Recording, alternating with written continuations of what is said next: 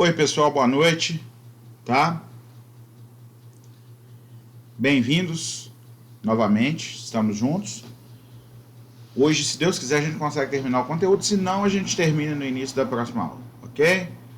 Vamos falar, a gente estava falando da extinção do contrato de trabalho. Na aula passada eu falei da justa causa, extinção por justa causa.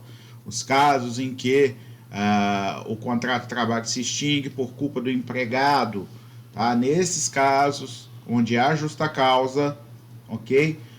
O empregado ele só tem direito a receber as verbas vencidas, não tem direito a 13º nem férias proporcionais, não tem direito a ingressar no sistema do seguro-desemprego, não tem direito à indenização de 40% do saldo do FGTS e não tem direito de sacar o próprio FGTS naquela oportunidade. O FGTS fica lá guardado até que venha uma razão futura para o saque, ok? Bom, nós vamos falar agora de uma modalidade de extinção por iniciativa do empregado. Deixa eu só botar em tela cheia aqui, vai ficar mais bonitinho. Aí, só um instante, vou passar aqui. É aqui que eu quero, só um instante.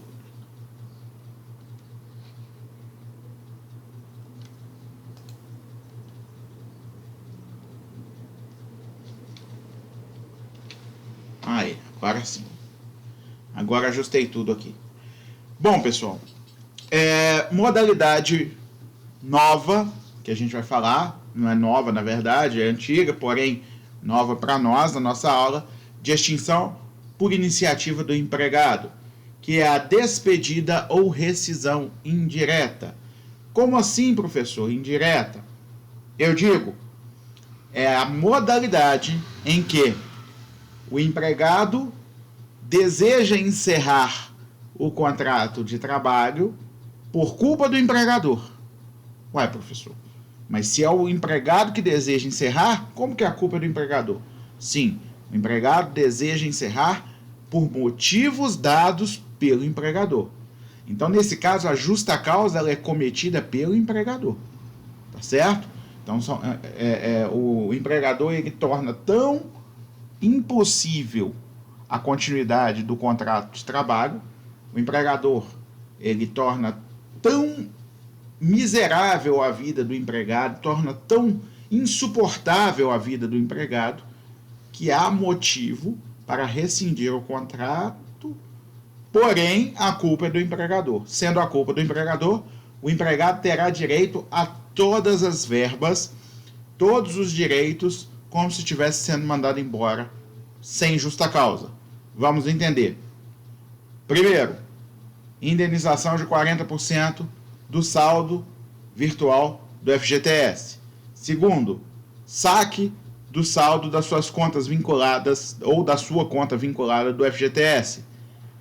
Terceiro, 13º e férias proporcionais. Verbas vencidas. Acesso ao programa de seguro-desemprego. Tudo isso, o empregado dispensado que pedir a extinção do contrato por rescisão indireta vai ter direito, tá? Isso está no artigo 483 da CLT, tá? Que fala que o empregado poderá considerar extinto o contrato de trabalho e pedir, pleitear a devida indenização quando motivos, letra A, exigidos serviços superiores às suas forças, tá? Serviços acima do que este empregado suporta. Como assim, professor? Deixa eu só... Isso, agora sim. Serviços superiores ao que ele suporta. Imaginem vocês que chegue um empregador, um patrão, e mande um empregado concluir o serviço do mês inteiro em um único dia. É impossível, certo? Não dá para você fazer algo que seja acima das capacidades humanas.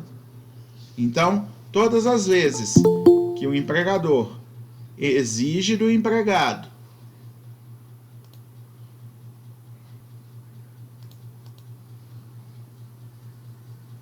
tendo algum problema na hora de receber novos alunos. Tô tentando aceitar e ele tá travando. Deixa eu só ver se a aluna conseguiu entrar. Alguma coisa tá acontecendo de errado.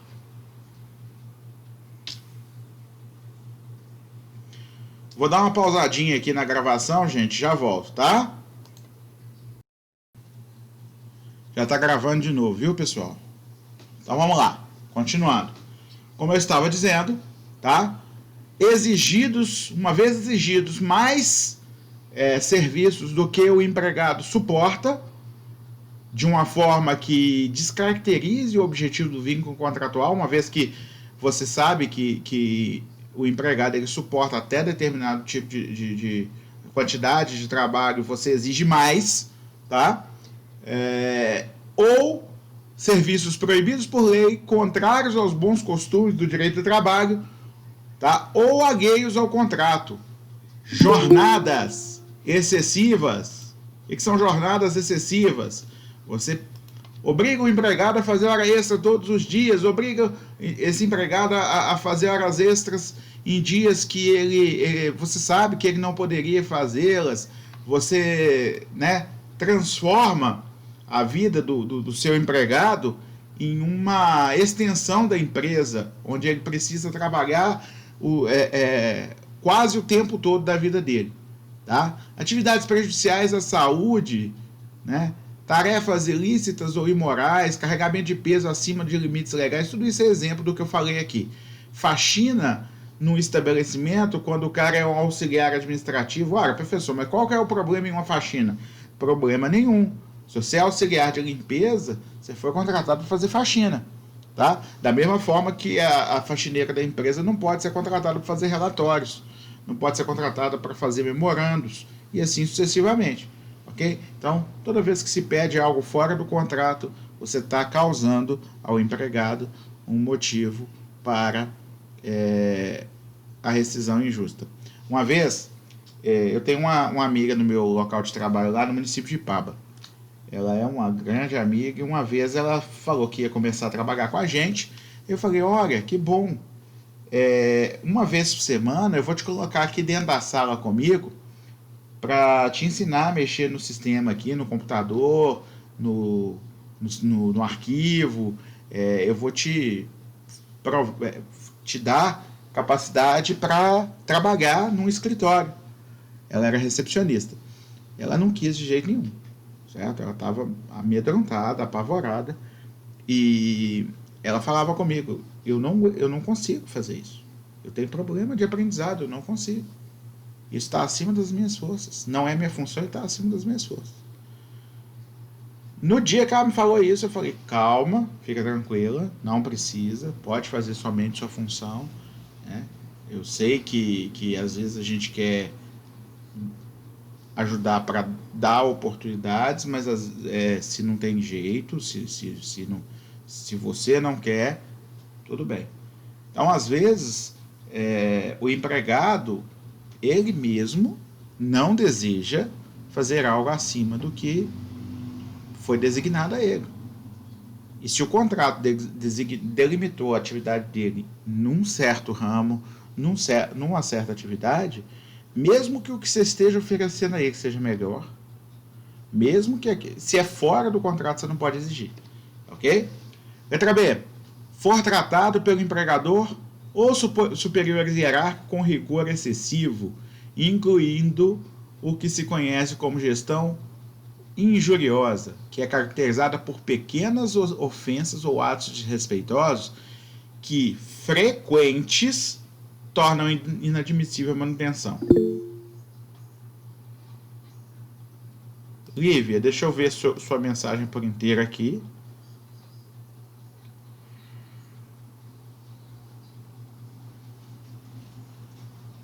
Aí, Lívia, esse é o exemplo que eu estou dando agora, tá? Que é a gestão injuriosa, tá? A Lívia está falando se a pessoa está sempre sendo humilhada. Olha aqui. Tratada com rigor excessivo ou o que se conhece como gestão injuriosa, que são pequenas ofensas, pequenas humilhações ou atos desrespeitosos, tá? Que, quando frequentes, caracterizam o que a gente chama de assédio moral, tá? E uma vez caracterizado esse assédio moral, dá ao empregado não só o direito de rescindir indiretamente o contrato de trabalho, como também o direito a pedir a indenização pelo dano moral causado. O que eu quero mostrar a vocês é que um ato isolado desta gestão injuriosa talvez não seja nada. Vamos supor que você esteja fazendo determinado trabalho, seu empregador pega justamente na hora que você cometeu um erro, e aí ele faz aquela brincadeirinha: nossa, incompetência aqui hoje é mato, hein? E sai. No dia seguinte, ele faz a mesma coisa com seu colega ou com você mesmo. E todos os dias ele insinua que as pessoas que trabalham com ele são pessoas incompetentes. Todos os dias ele dá indiretas, ele faz com que as pessoas se sintam mal. Sabe aquele climão? Isso é a gestão injuriosa. Um ato isolado da gestão injuriosa não é suficiente para gerar justa causa, mas a repetição desses atos acaba gerando. C. Correto. Oi. Só fazer uma pergunta, hein? A gente está falando por esses dias em relação a contrato. Ultimamente eu estou trabalhando numa empresa, atualmente, né? Estou trabalhando numa empresa em que eu percebi que, por exemplo, às vezes chegam empregados falando que foram mandados embora assim do nada e tal. São empregados assim, digamos, bons de serviço. Aí essa empresa ela prefere, às vezes, pelo que eu percebi, né, fichar outras pessoas e mandar outras embora, assim, para aquela pessoa permanecer, né? Será que a empresa lucra com isso? Isso é um lucro para ela? Ou você consegue me explicar isso? Me lembra seu nome, porque o sistema do Meet está tão lento que cada lugar que eu vou diferente aqui, ele demonstra lentidão. Geiel, meu nome. Oi, Geiel. Na verdade, eu lembro seu nome, né? Eu só não vi, né? Tá. Qual é a pergunta? Geiel.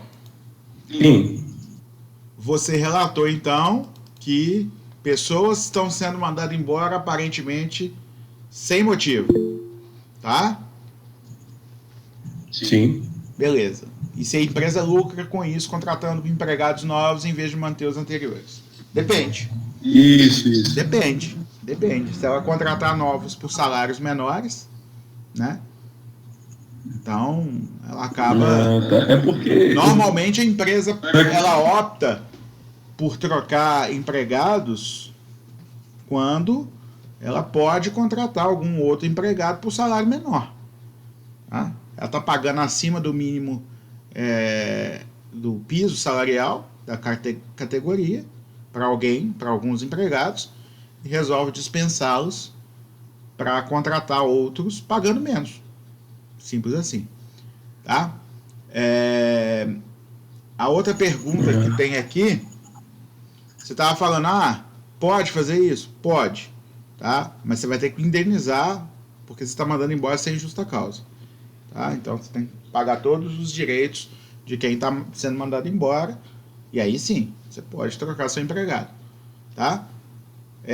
Normalmente é por esse motivo. Tá? A pessoa, do nada fui mandado embora. Normalmente, quando não tem razão técnica, a razão é financeira. Aqui, deixa eu ver outra pergunta aqui, ó. Ana Paula Souza, basta a palavra do empregado para provar que se está sofrendo assédio moral ou precisa de outras provas? Precisa de prova, tá? Precisa de prova. A palavra do empregado, não que ela não seja valorizada, ok? Ela tem seu valor. Um valor que é o valor legal que é dado a qualquer empregado, tá? Que está sofrendo esse tipo de ação. mas precisa ser provada. Como que eu provo? Você prova do jeito que você conseguir provar. E aí eu te falo, e-mails, WhatsApp, conversas de WhatsApp, áudios, testemunhas, o jeito que você conseguir provar, tá? Você quer ver um exemplo de e-mails? E-mails excessivos para serem respondidos no momento de folga. E cobranças. O que está acontecendo que você não responde o meu e-mail? Eu estou de folga, patrão. Não, aqui não tem folga não, irmão. Tem que vestir a camisa da empresa. Certo? Isso é assédio moral. Quando é feito uma vez só, é só uma babaquice do chefe. Quando é feito repetidas vezes, e é sempre assim, é assédio moral. Ok? Vamos fazer um grupo da empresa. Tá. É para divertir? Tudo bem. Tá liberado. É para trabalhar? O grupo? Cuidado. Muito cuidado. Muito, muito, muito cuidado.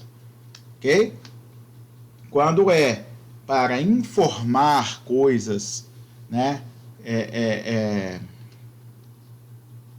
úteis para a equipe, sem exigir que aquela pessoa esteja sempre acompanhando o grupo, tá certo? Tudo bem.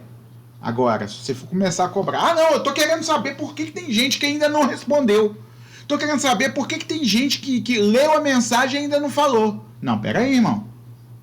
Ele tá dentro do horário de trabalho dele? Você não pode exigir que ele responda, certo? Então toma muito cuidado, porque isso pode configurar assédio moral, tá bom? E você já tá dando a prova escrita contra você, ok? Então, criei um grupo, eu quero que vocês acompanhem o grupo o tempo todo, viu, pessoal? No máximo, em 3, 4 horas eu quero respostas. Você tá criando provas contra você mesmo. Não pode, não pode. O cara está fora da empresa na hora, ele está de folga. De folga, ele não precisa nem lembrar que a sua pessoa existe. Ponto final. Tá bom? Não, mas eu vou mandar ele embora porque ele não veste a camisa da empresa. Beleza, paga as indenizações e manda ele embora sem justa causa. Só assim, tá? Só que você vai continuar praticando assédio moral contra todos que entrarem no grupo. Saiba que o errado aí na história é você. Você pode mandar todo mundo embora e contratar uma equipe toda nova. E pode trocar de funcionário todo mês. Só que você vai gastar um dinheirão com indenizações, ok? Não cumprir o empregador, C, correr risco de mal considerável, por exemplo, trabalhar em local de elevado risco sem EPI. Então, não fornecer os EPIs tem motivo para rescisão indireta, culpa do empregador. Não cumprir o empregador obrigações do contrato, não pagando salário, tá? A doutrina tradicional entende que são 3 meses de inadimplência, só que tem um entendimento jurisprudencial mais moderno, falando que a demora que seja superior a 30 dias deixa de ser atraso, passa a ser salário não pago, né? Então, nesse caso, é possível a rescisão indireta. Isso é baseado no fato de que se o empregado faltar ao emprego por 30 dias, ele não precisa faltar 3 meses. Se ele faltar por 30 dias, dá abandono de emprego para ele. Então, não pagar o salário pactuado com um atraso de 30 dias vai ser considerado motivo para rescisão indireta, tá certo? Letra E, prática pelo empregador ou preposto de ato lesivo da honra e da boa fama do empregado e de pessoas de sua família, inclusive assédio sexual ou moral. A gente já até falou. Ok? F, ofensa física pelo empregador ou seus prepostos, exceto se for em legítima defesa. Certo? Ou seja, o empregador foi lá e bateu no empregado. É motivo para rescisão indireta. Empregador reduzir o trabalho, sendo este por peça ou tarefa, de forma a afetar sensivelmente o salário do empregado. Ora, ele tem determinado número de horas, ou determinado número de vendas. Você pegou e trocou ele de horário, você reduziu o horário dele, e aí você causou a ele uma diminuição de salário brusca. É motivo para rescisão indireta, tá? Se isso foi doloso, se isso foi proposital, feito por você para prejudicá-lo, motivo para rescisão indireta. Exceto os casos da letra E e da letra F, o empregado pode continuar trabalhando na empresa sem problema nenhum enquanto está correndo o processo. Tá? Você entrou com o processo pedindo a rescisão indireta, é judicial sempre, tem que ser na justiça, tá? Ou seja, a rescisão indireta se deu por causas econômicas, pode continuar trabalhando na empresa enquanto isso. Você está pedindo para encerrar o seu contrato por culpa do empregador. Tá? Agora, nos casos da letra E e da letra F, tá? Que é ato lesivo da honra, boa fama do empregado, assédio moral, assédio sexual ou ofensa física, aí não tem jeito. Você tem que parar de trabalhar e entrar na justiça para receber as indenizações.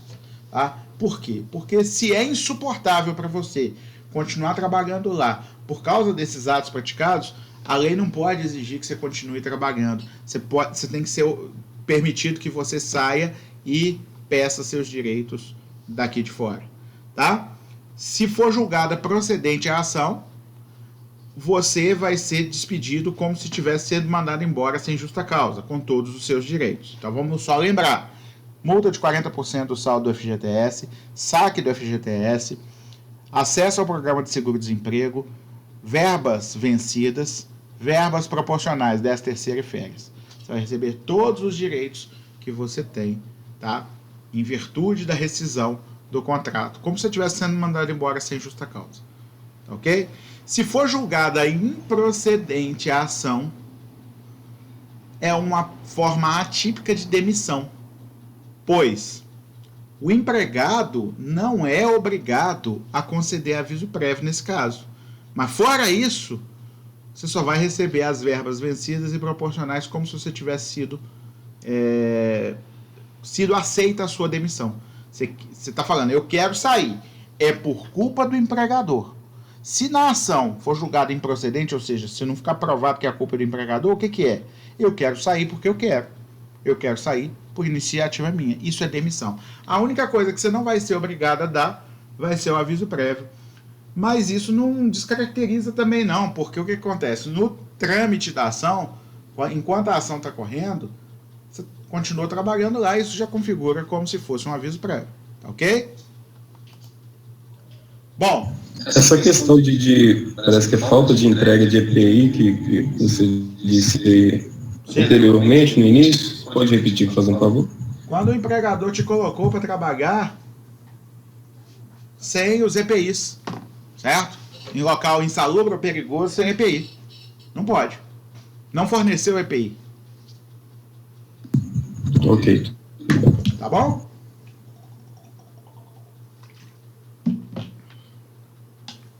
Bom, enquanto não declarada judicialmente a rescisão indireta, o contrato de trabalho está vigente, por isso que eu estou falando, tá? Você entrou na justiça, você continua trabalhando na empresa, tá? Você ainda pode cometer uma justa causa. Então o que acontece? Você tem que continuar trabalhando com diligência, porque se você cometer uma justa causa, a situação se inverte. Você estava pedindo para ser mandado embora por rescisão indireta, e aí pode vir a ser mandado embora por justa causa. E aí, por exemplo, se você perde a ação que visava demonstrar que lá atrás você tinha direito à rescisão indireta, se você perder essa ação, você sai com justa causa em vez de sair com pedido de demissão. O pedido de demissão ele é mais vantajoso para o empregado do que a justa causa. Tá? Se ele for mandado embora com justa causa, ele não recebe nem férias e 13ª proporcionais. No pedido de demissão, ele recebe essas verbas proporcionais. Ok? E ainda causa, se você é mandado embora por justa causa, a extinção da ação. E aí você é mandado embora por justa causa. Ok? Quando o menor estiver exercendo função proibida e a empresa não providenciar medidas possíveis para transferir para outra seção, o que é proibido para o menor? Trabalho noturno, trabalho perigoso, trabalho insalubre. Ok? Esses tipos de trabalho não são permitidos por menor de 18 anos. Tá? Então, se a empresa não providenciar a transferência dele para a área correta, tá? também vai ser motivo para rescisão indireta. Vamos falar agora do pedido de demissão. O que é um pedido de demissão? Eu quero sair.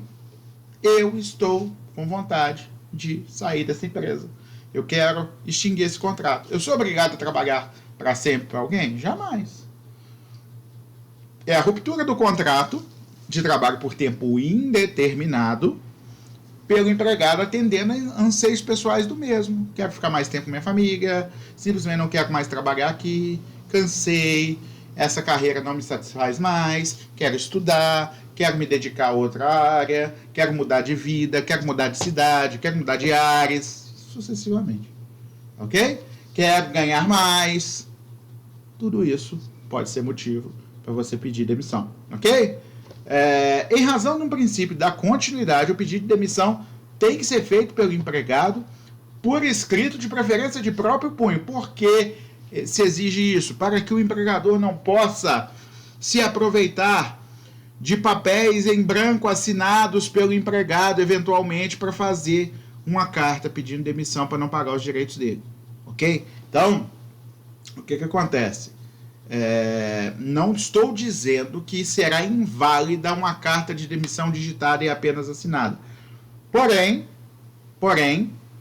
eu, sendo empregador, se o empregado meu pede demissão, eu colheria com ele uma carta de próprio punho, em que ele diria os motivos pelos quais, ou mesmo que não declinasse os motivos, que ele diria que ele mesmo, por motivos pessoais, está pedindo demissão. Tá? Eu faria isso para que ele não pudesse alegar no futuro. Sabe lá Deus se ele vai ter essa ideia depois, em uma ação judicial, que eu mandei embora e arrumei um papel em branco assinado por ele e imprimi essa carta de demissão em cima. Ok? Bom, o empregado demissionário receberá os haveres vencidos e as parcelas proporcionais, 13º e férias. Ele não pode, na lei atual, levantar os depósitos do FGTS. Tem uma proposta tramitando para que ele possa sacar, se ele pedir demissão, os depósitos de FGTS. Tá? Tem uma proposta. Só que o governo, não só o governo, o legislador, de uma forma geral, eles têm cautela nisso aí, porque isso poderia gerar pedidos de demissão de olho no saque do FGTS.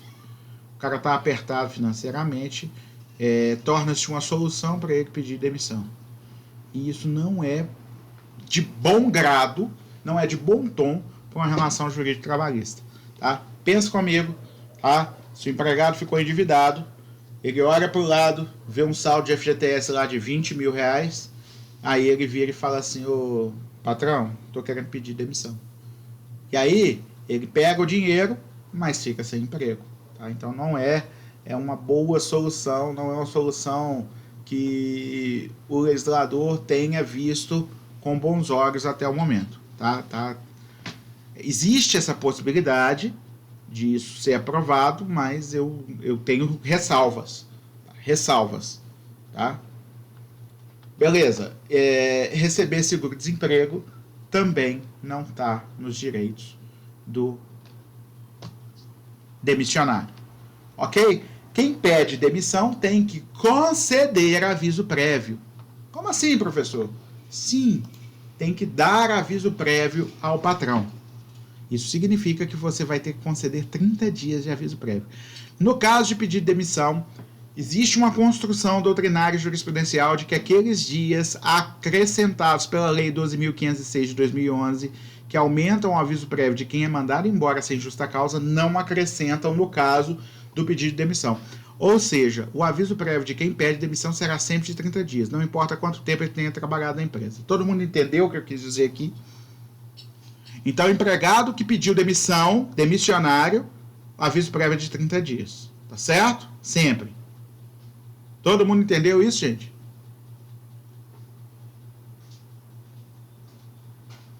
Vamos ler aqui o artigo 484-A, que foi inserido na legislação pela reforma trabalhista. O contrato de trabalho poderá ser extinto por acordo entre empregado e empregador. Do que a gente está falando? do distrato é a nova modalidade de extinção de trabalho. Ele não é nem demissão e não é também dispensa. O que é? É um comum acordo entre empregado e empregador que querem extinguir o contrato de trabalho.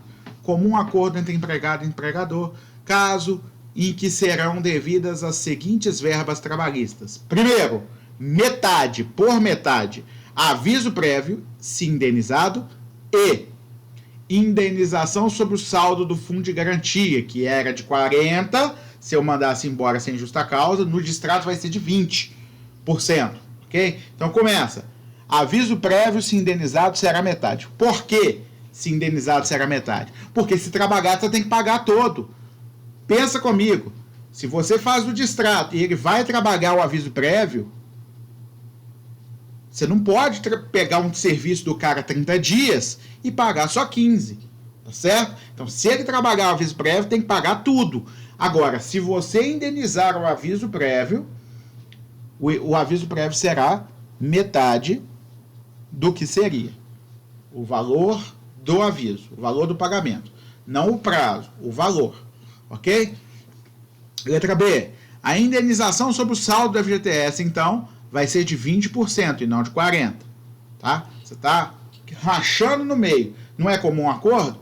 Então eu te pago 20%, você abre mão de 20%, sai 20% mais barato para mim, tá? E você não sai sem nada. 2. Na integralidade, as demais verbas trabalhistas. O que seriam? Verbas vencidas, o que ele já trabalhou e venceu, e verbas proporcionais, tá? Tudo que ele tiver direito como verba proporcional, 13º ou férias proporcionais, ele vai receber integral. Tudo bem? Não dá direito, ok? Não dá direito ao seguro-desemprego. Isso é o parágrafo 2º aí embaixo. Mas dá direito a movimentar 80% do valor da conta vinculada do FGTS. Ou seja,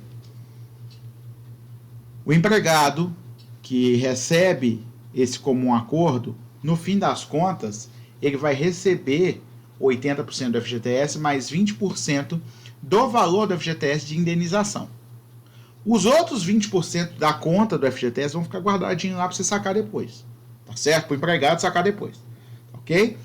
Ele saca 80% do FGTS, deixa 20% lá. E recebe 20% de indenização. Tá certo?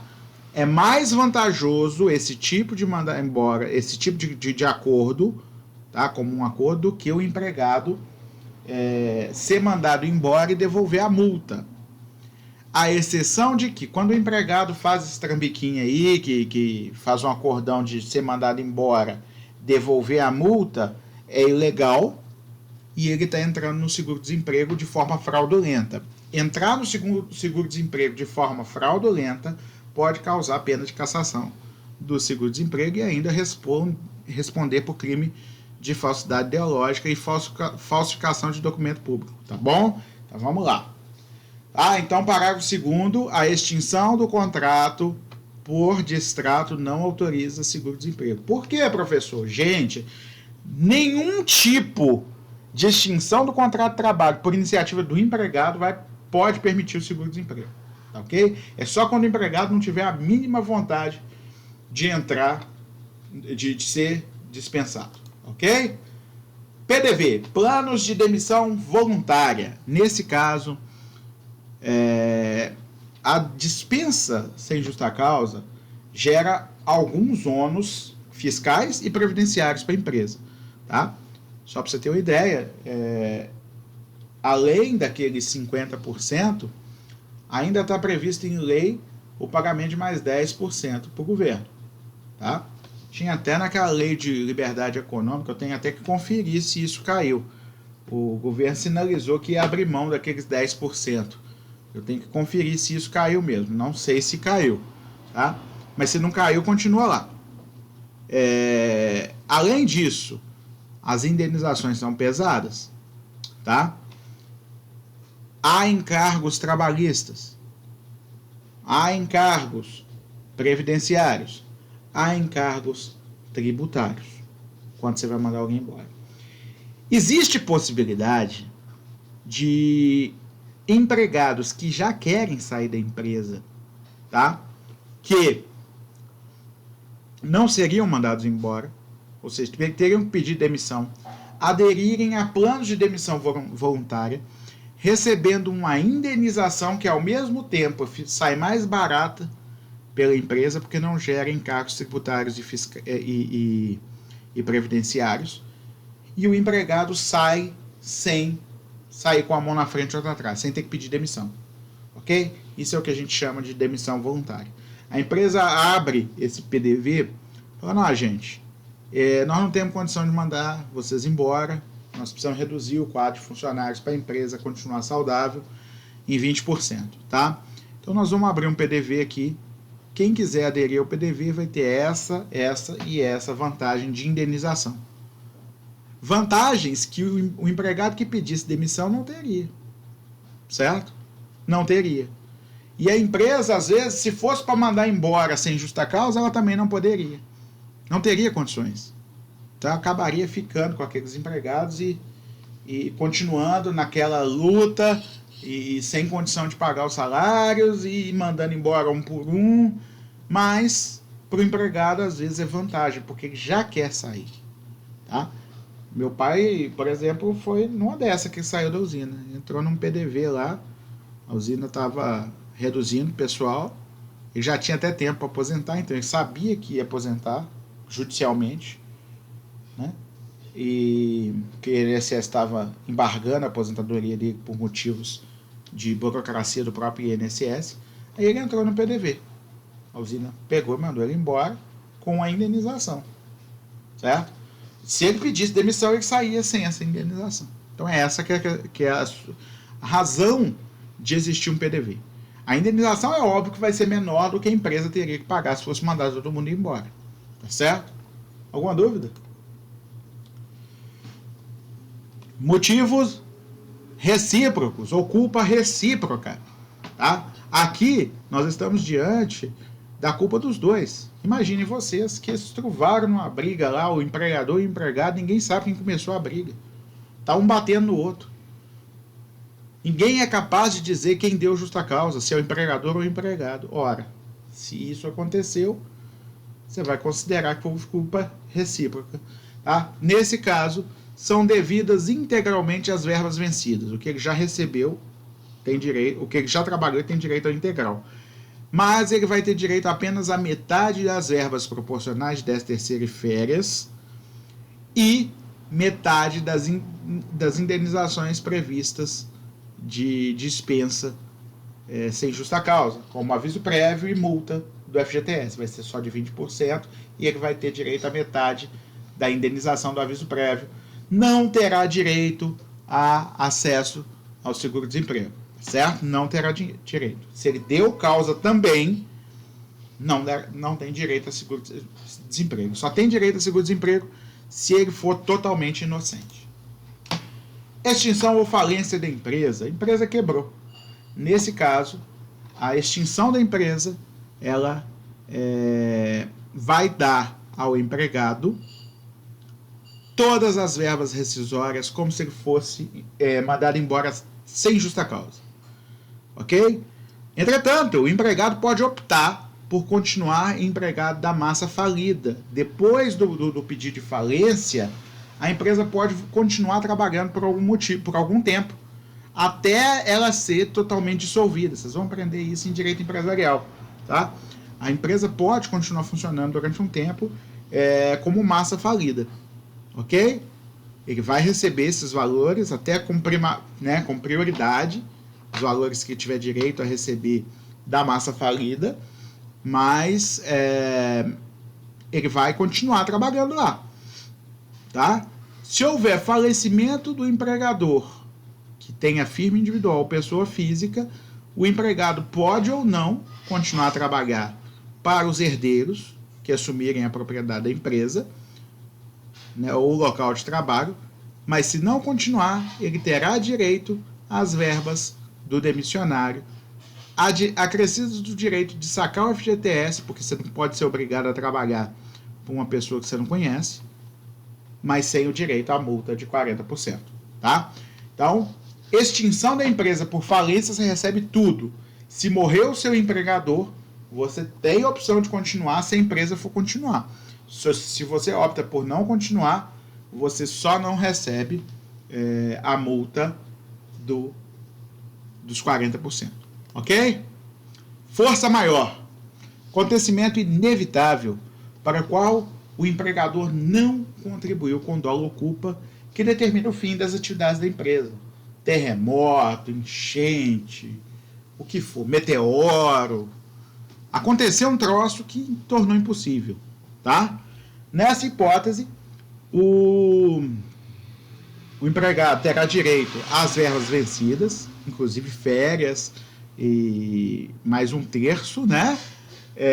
Salários, vai ter direito ao aviso prévio indenizado, às férias proporcionais, vai ter direito ao saque do FGTS, vai ter direito a 13º proporcional, vai ter direito a seguro-desemprego, porque a força maior não é culpa dele, ele é inocente, tá? E vai receber metade da multa de 40%. A única coisa aí que não vai ser integral vai ser a multa. Por que não vai ser integral a multa? Porque a culpa não é dele. A culpa, na verdade, não é de ninguém. Então é injusto você culpar 100% o empregador, dando a ele a obrigação de indenizar os 40% se a culpa também não é dele. Tá ok? Embora a doutrina relacione a força maior com fatos da natureza, a CLT amplia as hipóteses à ocorrência de casos fortuitos, como queda de um avião, etc. Coisas que homens participam, tá? Um sequestro em que destrói a empresa, etc. Tá? Você não tem como prever, é acima das suas forças. Ok? Factum principis, ou fato do príncipe.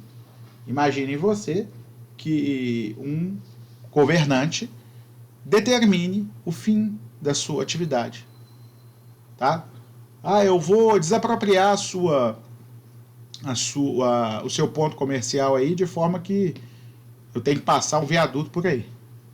Se você, em virtude daquela desapropriação, você não tem mais nada o que fazer, a sua empresa não tem como sair dali e ir para outro lugar, você não tem nem recursos para fazer essa mudança, o fato do príncipe extingue a sua empresa. Ok? O fato do príncipe determinou que, em vez de fazer carro, você tem que fazer agora arma para guerra. Eu não tenho essa tecnologia, eu não sei fazer. Não, se quiser continuar, tem que fazer arma para guerra. Isso aí, por decreto, eu estou proibindo continuar fazendo carro aqui. Fato do príncipe extinguiu sua empresa. Ok? O que é fato do príncipe? Ato de um governante. Tá? Quando um governante determina que você não tem como continuar com sua empresa. Inviabilizou a sua continuidade desse contrato. Revogação de uma concessão, criminalização ou ilicitude da sua atividade. Vamos supor que você está trabalhando com fogos de artifício. Você tem uma fábrica de fogos de artifício. Tornou proibido fogos de artifício. Não pode mais. Explodiu na mão de um lá, deixou um cachorrinho surdo lá, os idosos se incomodam, acabou. Lei proibido. Ok? Os cachorrinhos ficam com medo, os idosos ficam com medo, explode teve uma explosão de uma fábrica de fogos outro dia ali. Então está proibido fogo de artifício. Tornou a atividade ilícita. O que eu vou fazer com a minha empresa? Extinguir. Ok? Então, o fato do príncipe causou a extinção. Nesse caso, tá? Você ainda tem outras hipóteses, né? Estatização da atividade. Vamos supor, você trabalha com extração de minério. Aí assume um nacionalista extremo lá que acha que os bens de produção tem que ser todos da União e fala, a partir de agora, minério de ferro voltou a ser da União. Você perdeu a oportunidade de explorar. Encampação, o que seria isso? Retomada da atividade durante o período de concessão e assim sucessivamente. Tá? Imaginem que um fato do governante impede você de continuar com a empresa. Acontecendo isso, tá?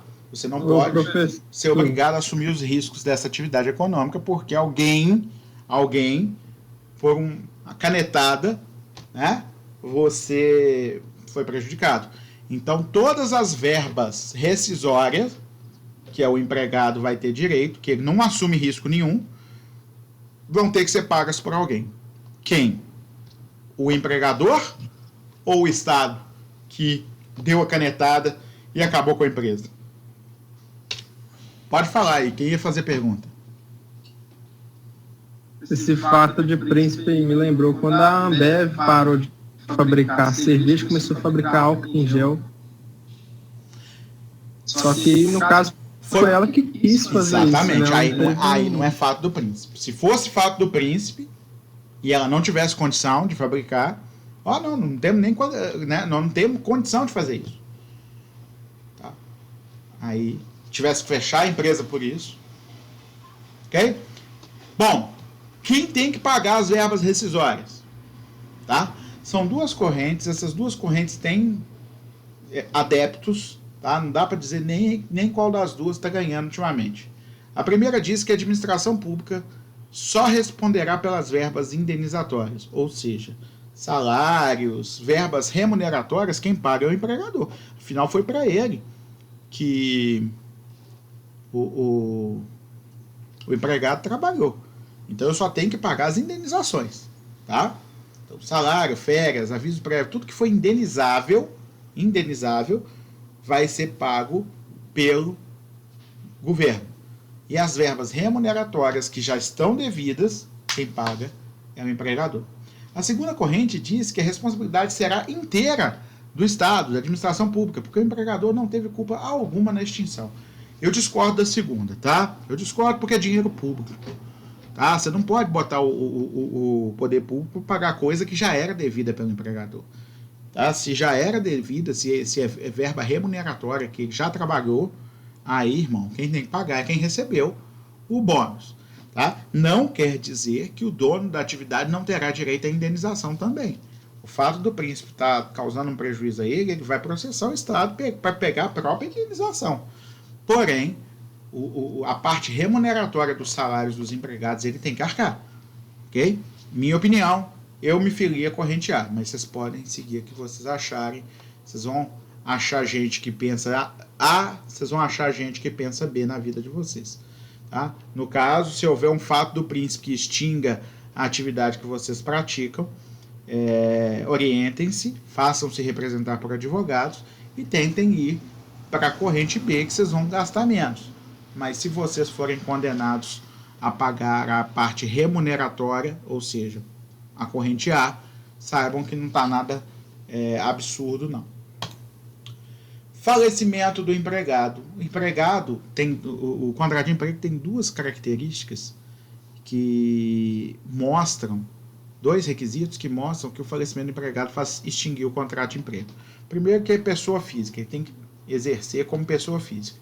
Então não adianta. O único jeito dele morrer e continuar existindo seria se fosse uma pessoa jurídica, que aí morreu o titular, o outro assume. Tá? Se o empregado tem que ser pessoa física, a existência da pessoa física termina. Segundo requisito é a pessoalidade. Ele foi contratado, o contrato é intuito personae, ou seja, ele tem que cumprir pessoalmente o contrato. O que significa que se ele morrer, não tem jeito. Vai extinguir o contrato de trabalho. Tá? Os direitos vão ter direito de receber verbas rescisórias, exceto a multa de 40%, porque a culpa não é do empregador. O empregado morreu porque morreu. Tá? Ah, professor, mas e se ele morrer por acidente de trabalho dentro da empresa? Aí vai ter direito de indenização por acidente de trabalho e pode ter direito de, inclusive, a verba de 40%, a indenização de 40%. Mas aí é outra coisa, tá? Eu não tô, né? Se for a morte por acidente de trabalho, ele vai ter direito à indenização por acidente de trabalho e ainda a indenização pela rescisão injusta. Ok? Alguma dúvida?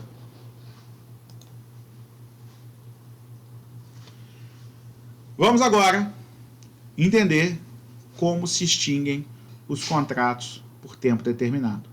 O normal é terminar na data que foi prevista, aquela data que está prevista no próprio contrato para o seu fim, ok?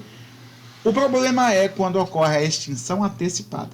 O que eu faço, o que eu preciso fazer para extinguir um contrato por tempo determinado antes do dia previsto? Tem jeito? Tem jeito, tá? Vamos lá. Existem duas fórmulas, tá? Primeira, se a iniciativa ou a culpa é do empregador, ou seja, quem quer extinguir ou quem teve culpa foi o empregador. Ele vai pagar ao empregado metade da remuneração que o empregado tinha direito até o fim do contrato. Tá? Por iniciativa ou culpa do empregado. O empregado que quis ou teve culpa na extinção. Ele vai indenizar o empregador pelos prejuízos que causaram a ele. Se não causar prejuízo nenhum, não indeniza em nada. Ok? E se causar prejuízos, o valor da indenização não pode ser maior do que o valor que ele receberia se o empregador é que tivesse culpa. Ou seja, a indenização que o empregador pagaria não seria metade do que ele ia receber até o fim do contrato? Tá. Então, o máximo de indenização que o empregado pode ser obrigado a pagar é esta metade do que ele receberia até o fim do contrato. Entretanto, ele só vai pagar isso se ele causar dano ao empregador e isso for provado. Se não conseguir provar a existência de dano nenhum, o empregado não tem que pagar nada. Ok? É assim, essa questão da metade, se não tiver uma cláusula assecuratória do direito recíproco de rescisão. Que cláusula é essa com esse nome horroroso? O que é cláusula assecuratória do direito recíproco de rescisão? É uma cláusula que, se contida no contrato de trabalho, assegura às partes contratantes, empregador e empregado, o direito de rescindir o contrato antes do tempo. Se tiver essa cláusula falando, olha, gente, o contrato é para durar até dezembro de 2021, mas, se vocês quiserem, pode rescindir antes. Tem uma cláusula aqui que assegura o direito recíproco de rescisão. Esse direito é dos dois. Tanto o empregado quanto o empregador tem o direito de rescindir antes. Tá ok? Nessa hipótese, a rescisão vai obedecer às normas do contrato por tempo indeterminado. Ou seja, dá aviso prévio, paga percentual de 40% do FGTS se a iniciativa for do empregador sem justa causa. Se for demissão do empregado, ele tem que conceder aviso prévio de 30 dias, tem direito a verbas vencidas proporcionais e assim sucessivamente. Como então, professor, vai ficar? Vai ficar desta forma que eu expliquei. Tem a cláusula assecuratória do direito recíproco de rescisão. É uma cláusula que, contida no contrato de trabalho, ela está nos artigos 479 e 480 da CLT. O seguinte, se tiver esta cláusula, extingue o contrato por tempo determinado como se ele fosse por tempo indeterminado, antes do tempo. Agora, se ele for até o último dia, não tem problema nenhum. Extinguiu, acabou, não tem aviso prévio, não tem indenização, não tem nada, porque estava mais do que previsto que ia terminar naquele dia. Só tem indenização no contrato por tempo determinado se o contrato terminar antes, tá?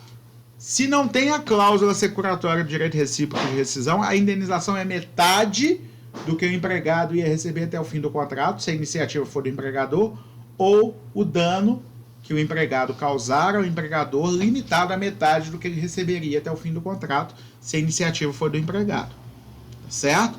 Agora, se tiver a cláusula assecuratória do direito recíproco de rescisão, conforme eu acabei de falar, aí você pega a norma do contrato por tempo indeterminado, com aviso prévio, com indenização de 40% e aplica no contrato por tempo, tá?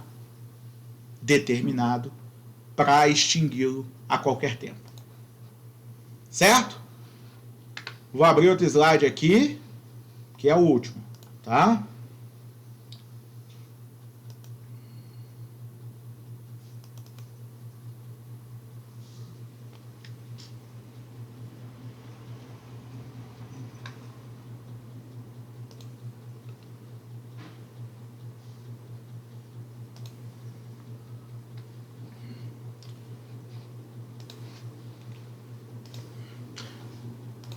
Efeitos da extinção do contrato de trabalho.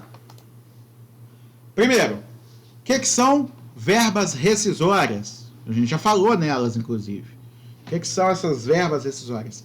São aquelas que se vencem no momento da extinção do contrato de trabalho, tá? Rompeu o contrato de trabalho, tornam-se devidas as verbas rescisórias. Quais são elas? O saldo de salário. O que é saldo de salário? Falei disso, verbas vencidas, né? O que é o saldo de salário? É o que o empregado trabalhou naquele mês. Se ele trabalhou 15 dias, ele tem direito a receber 15 dias de salário. Ok? Aviso prévio indenizado. O que seria o aviso prévio indenizado? É aquele direito, número de dias que o empregado tem direito de aviso prévio, que o empregador dispensa ele de trabalhar, e dispensando o empregado de trabalhar tem que indenizar, porque o direito ao aviso prévio é irrenunciável, tá? Então, se o empregado não cumpriu o aviso prévio, porque o empregador o dispensou, ele tem direito de receber a indenização integral. 13º proporcional. Como eu disse antes, quando eu estava explicando 13º, o 13º vai se adquirindo paulatinamente ao longo do ano. Cada mês que você trabalha mais do que 15 dias, ou melhor, 15 dias ou mais, tá? Você adquire direito a 1/12 do 13º proporcional. Se você for mandado embora no meio do ano, você vai verificar de janeiro até o dia que você foi mandado embora, quantos meses você trabalhou 15 dias ou mais.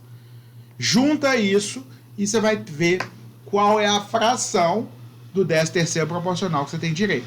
Então, se eu fui mandado embora, por exemplo, no dia 12 de junho, tá? Eu trabalhei janeiro inteiro, fevereiro, março, abril e maio. Junho eu trabalhei apenas 12 dias, ele não entra. Porque tem que trabalhar 15 dias ou mais. Então eu tenho direito a 5/12 do 13º proporcional. Certo? Férias vencidas são aquelas férias que você já completou o período aquisitivo, já adquiriu direito a elas, mas ainda não foram concedidas pelo empregador. Se o empregador não conceder essas férias antes de colocar você em aviso prévio, ok? Se ele não te der as férias antes de colocar em aviso prévio, ele vai ter que te indenizar as férias em dobro.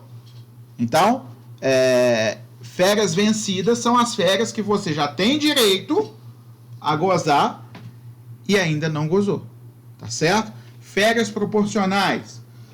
Vamos supor que tem um período de aquisitivo correndo, período aquisitivo de férias correndo. Você já trabalhou 7 meses dele, tá? Você conta do dia da data base até o dia atual e verifica quantos meses você trabalhou. Se passar de 15 dias, arredonda para cima. Se não chegar a 15 dias, arredonda para baixo. E aí você vai ver o número de meses que você terá direito das férias proporcionais. Tá? Vamos dar um exemplo. Eu fui contratado no dia 21 de janeiro. 22 de janeiro. Tá? Começou 22 de janeiro. Fui mandado embora no dia 5 de maio. Então vamos contar. 22 de janeiro, até terminar o mês de janeiro, deu quantos dias? 22, 23, de 22 a 31 dá 10 dias. Tá contando 22, é óbvio, né, gente? Porque se eu for contratado dia 22, 22 é dia de trabalho.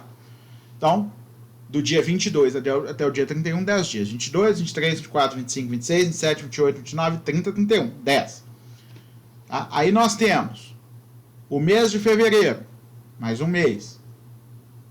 O mês de março, mais um mês.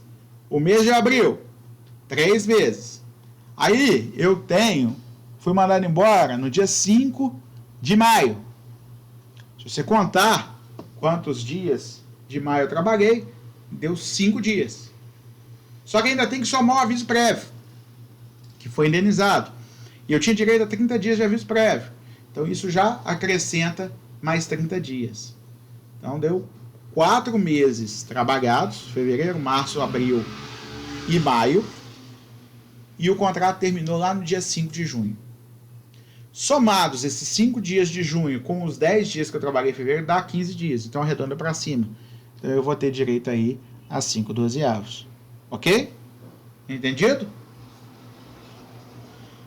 Tem uma diferença de contagem entre 13º e férias. 13º você conta o mês integral. Conta janeiro, você conta fevereiro, conta março. Tá? Se você trabalhou menos de 15 dias naquele mês, você não conta ele. Agora, férias não. Férias você começa a contar no dia que você entrou na empresa, a data base. E aí você vai até o dia que você terminou o seu contrato, incluindo o aviso prévio projetado. Tá bom? Dúvidas? Férias vencidas, férias proporcionais. Entendemos? As férias proporcionais, assim como as férias vencidas, são acrescidas de 1/3 do seu valor. Vamos lá. Vamos lembrar, então, quem tem direito a quê?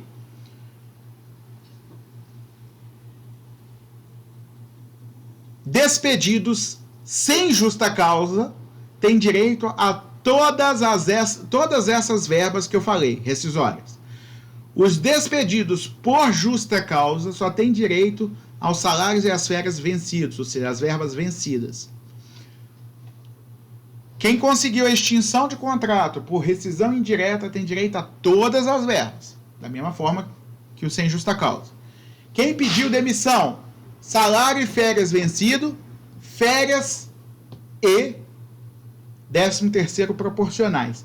E precisa conceder aviso prévio, ou será descontado. Tá ok? Extinção por culpa recíproca. Salários e férias vencidos, 50% das férias e 13º proporcionais e do aviso prévio, se esse aviso prévio for indenizado. Se ele for trabalhado, tá? No caso de culpa recíproca, se o aviso prévio for trabalhado, tem que pagar tudo, porque é a mesma coisa que fosse verba vencida, tá? A multa do FGTS vai ser de metade, ou seja, 20% do saldo do FGTS atualizado. Força maior, todas. A multa do FGTS só que vai ser metade, ok? Extinção, falência da empresa, todas, tá? Não é culpa do empregado, é culpa da má gestão do empregador. Consequências, estamos falando de consequências da extinção do contrato de trabalho. Efeitos, levantamento do FGTS e multa do FGTS, tá? Eu vou contar a história para vocês, mais ou menos, como é que era antes e como é que ficou depois. Antes tinha um sistema que se chamava sistema de estabilidade. Acontecia o seguinte, quando trabalhava 10 anos para a mesma empresa, o empregado adquiria estabilidade. E a partir daí, ele só podia ser mandado embora por justa causa. Isso começou a gerar um movimento dos empregadores de mandar os empregados embora com 9 anos. Por quê? Daqui a um ano ele vai conseguir estabilidade, vou mandar embora com 9. Aí a jurisprudência falou, olha, se você mandar embora até um ano antes de conseguir estabilidade sem justa causa, presume-se que você mandou ele embora só para ele não conseguir a estabilidade. Então você vai ter que pagar indenização por isso. Tá? Ou melhor, ele vai ser considerado estável, você vai ter que readmitir. O que aconteceu? Os empregadores começaram a mandar embora com 8. Aí a justiça viu que ia perder essa guerra. Tá? Que em vez de melhorar para o empregado, estava acontecendo dispensa cada vez mais cedo. Então, a justiça falou o seguinte, olha, em vez desse sistema de estabilidade que está fazendo com que os contratos sejam extintos, o que a gente podia fazer? Vamos criar um sistema alternativo que garanta pelo tempo que o empregado trabalhou lá. Foi criado o FGTS. Antes, no sistema de estabilidade, quando eu mandava um cara embora que trabalhou 5 anos na minha empresa, eu devia para ele, na hora que eu estivesse mandando ele embora, uma indenização de 1 mês de trabalho por cada ano que ele trabalhou na empresa. Então você imagina, se trabalhou 5 anos, eu teria que pagar a ele 5 meses de salário, certo? De indenização na hora de mandar ele embora. Isso era muito pesado para algumas empresas, tá? Imagine você que você fez com que ele trabalhou para você durante 10 anos, 10 não, 8, porque 10 adquiria estabilidade, tá? 8 anos, tá? Ele ganha R$5.000 por mês. Para mandar ele embora, você tem que pagar a ele 8 salários de 40 mil de uma vezada só. Você não tem esse dinheiro. Tá? Então, muita gente não tinha condição de mandar o empregado embora. O FGTS funciona assim. Você paga todo mês 8%, através de um depósito numa conta vinculada do salário do cara. E esse dinheiro fica lá à disposição dele. Disposição dele não. Esse dinheiro fica lá para quando houver motivo para o saque. Ok? Então, o dinheiro fica lá sendo cuidado pelo governo. Certo? 8% todo mês. Se você multiplicar 8 por 13, tá? 13 vezes 10, 130, menos 26, né? 8 vezes 13 dá 104. Multiplicou 8 por 13, contando o 13º salário, né? Você tem justamente os 100%. 104%, vai lá. Você tem exatamente o valor que você pagaria a ele por um ano. Né? Um mês de trabalho. Dá exatamente o valor de um salário. Né?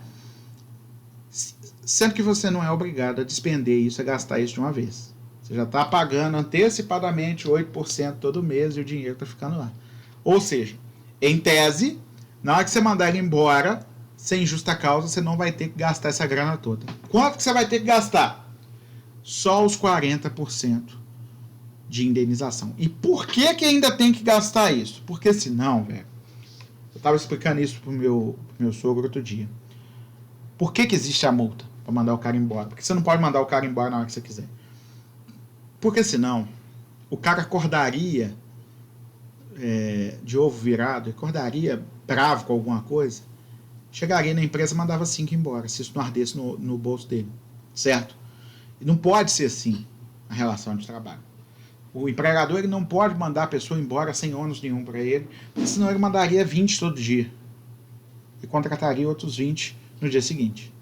Se ele tivesse a oportunidade de reduzir o salário da pessoa em 2%, ele mandaria o cara embora hoje, sem gastar nada com isso, e contrataria outro amanhã por 2% a menos. Certo? Então é isso que a lei falou, ó, ainda vai ter uma indenização de 40%. Tá? Se você mandar embora sem justa causa, ainda tem que pagar 40%. Certinho? Até a Constituição de 88, o sistema era opcional, a partir de 88 tornou-se obrigatório. Tá? Então ainda existia até pouco tempo atrás aquele pessoal remanescente do sistema das estabilidades, hoje já nem deve existir mais. Ok? O empregador tem que depositar 8% nos casos do empregado e 2% se ele for menor aprendiz. Certo? A incidência calcula-se sobre a remuneração devida ao empregado, incluindo horas extras, adicionais, pagamento relativo à remuneração de férias, 13º, aviso prévio trabalhado ou não, e etc. Certo? Tudo isso você calcula 8% e deposita na conta vinculada do FGTS. O objetivo é justamente isso, garantir uma indenização equitativa para o empregado se ele for mandado embora. Tá certo? Só uma questão para que vocês entendam, tá? Não é permitido sacar o FGTS em todas as hipóteses. O empregado existe limitações nas possibilidades de saque. Porque o legislador foi inteligente e pensou, olha, se eu permitir ele sacar a qualquer hora, ele vai pedir demissão para poder sacar e vai ficar sem emprego.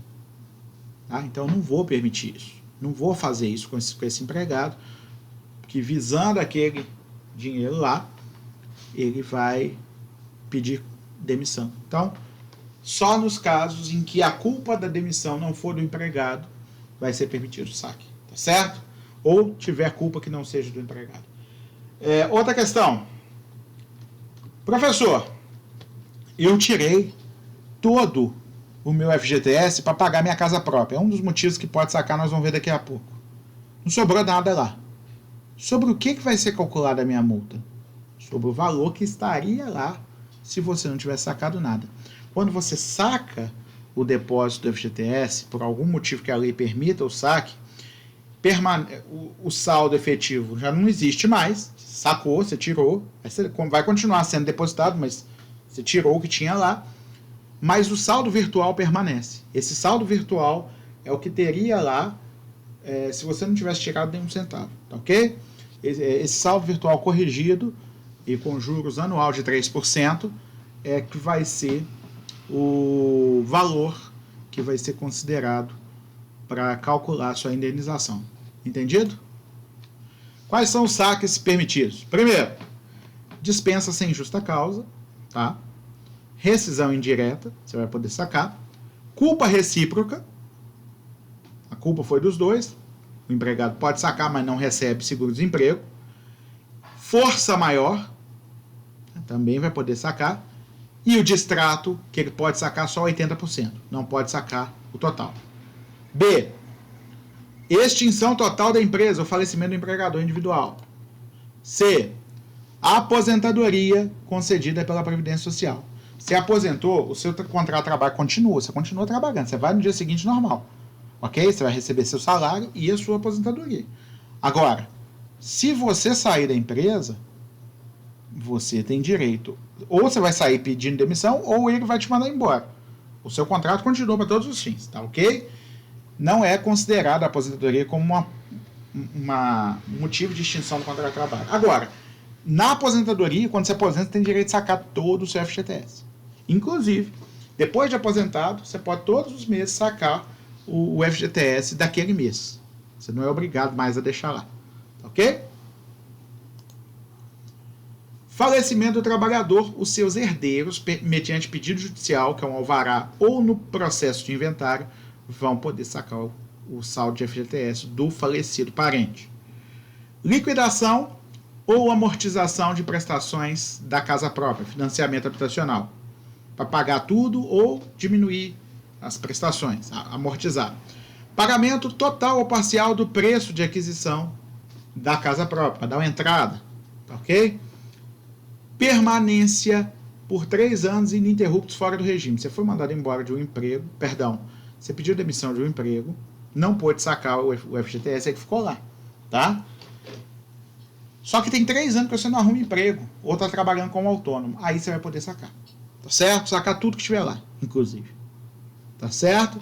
Ficou 3 anos fora do regime do FGTS, presume que você está precisando da grana, então pode sacar.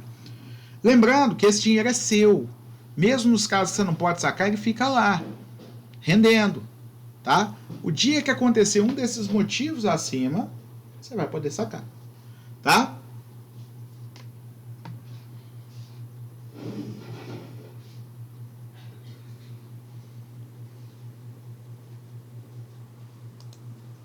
Extinção normal do contrato a termo, por tempo determinado. Acabou o seu contrato a termo, você vai poder movimentar a sua conta do FGTS referente ao período do contrato a termo. Suspensão total do trabalho avulso por prazo igual ou superior a 90 dias. Eu entendo que isso se aplica também ao trabalho intermitente, tá? Ficou por mais de 90 dias fora sem trabalho, vai ter direito de sacar o que tiver lá. Aplicação em cotas de fundos de privatização. O que acontece? Está privatizando um estatal. Você quer comprar a ação? Você pode usar o seu FGTS para comprar a ação da estatal. Letra K. Trabalhador ou qualquer de seus descendentes acometido de doença grave, câncer, AIDS, etc. Aí é etc. mesmo, viu, gente? Qualquer doença que demande um tratamento custoso, grave o suficiente, pode ser considerado motivo para saque do FGTS. Necessidade pessoal cuja urgência e gravidade decorra de desastre natural, enchente, incêndio, desabamento, etc. Aí a Dilma fez uma lei quando desabou lá a barragem de Mariana, para incluir a barragem de Mariana como um desastre natural para fins do saque do FGTS. Aí veio a galera querer crucificar a Dilma porque ela estava falando que aquilo era um desastre natural, que quem era o dono da Vale lá, ou da Samarco, não tinha culpa. Não tem nada na lei que fala isso. A Dilma só estava esclarecendo com aquela lei que aquele desabamento da barragem se equiparava a desastre natural para fim de receber o FGTS. Ou seja, todo mundo que foi atingido pode sacar seu FGTS. Só isso. Só isso. Certo? E aí teve gente postando nas redes sociais que hoje é o maior rio onde corre desinteligência no país, são as redes sociais. Ah, tem coisa inteligente também? Tem. Mas se você não souber separar uma coisa da outra, é melhor que você fique afastado das redes sociais e fique só na mídia mais tradicional, que pelo menos tem alguém que fica filtrando as informações que vão ao ar. Certo? O pessoal das redes sociais fala, ah, não, ela disse que é natural. Não, não é ela. Ela não disse que é natural. Ela disse que se equiparava a um desastre natural para fim de receber o FGTS. Só isso. Tá? Trabalhador com idade igual ou superior a 70 anos, se por algum motivo ele ainda não é aposentado com 70 anos, o que é mais difícil acontecer, né? Normalmente com 70 anos a pessoa já é aposentada. Mas pode acontecer de não ser. Meu sogro, por exemplo, ele está trabalhando mais de 70. E aí, não é aposentado ainda. Vai aposentar agora, mas ainda não é. Ele pode sacar, acima dos 70 anos, ele pode sacar de todas as suas contas, inclusive a do atual vínculo, mediante simples solicitação, mesmo se ele não aposentar. A multa do FGTS, tá? Ela corresponde àquela indenização que a gente falou que tem que ser paga no momento da dispensa sem justa causa ou no caso da rescisão indireta, tá? Ele vai receber 40%. Falência da empresa, também, tá? 40%. Distrato, culpa recíproca ou força maior, 20%. Voluntária a aposentadoria, ou seja, eu aposentei, porque eu quis aposentar, paguei meu INSS, já dei tempo, aposentei. Continua meu contrato de trabalho normalmente. Se for extinto o meu contrato de trabalho, eu tenho que ver por que ele foi extinto. Eles que me mandaram embora, me pagam os 40%. Eu que pedi demissão, não tenho direito a 40%. Ok? Essa multa do FGTS vai ser devida conforme seja ou não mandado embora o trabalhador aposentado. Tudo bem? A aposentadoria não extingue o vínculo. Recebimento do seguro-desemprego. Como que funciona a carência? Tá? Bom, em 2015 teve uma mudança, ok? Essa mudança foi feita pelo governo da Dilma logo depois da eleição. Isso gerou um pouco da perda de popularidade que a Dilma teve e que precedeu o impeachment dela, né? Foi essa mudança no seguro-desemprego e na pensão por morte, tá? Foi a tal da medida provisória 665, que mudou a carência para conseguir seguro-desemprego, tá?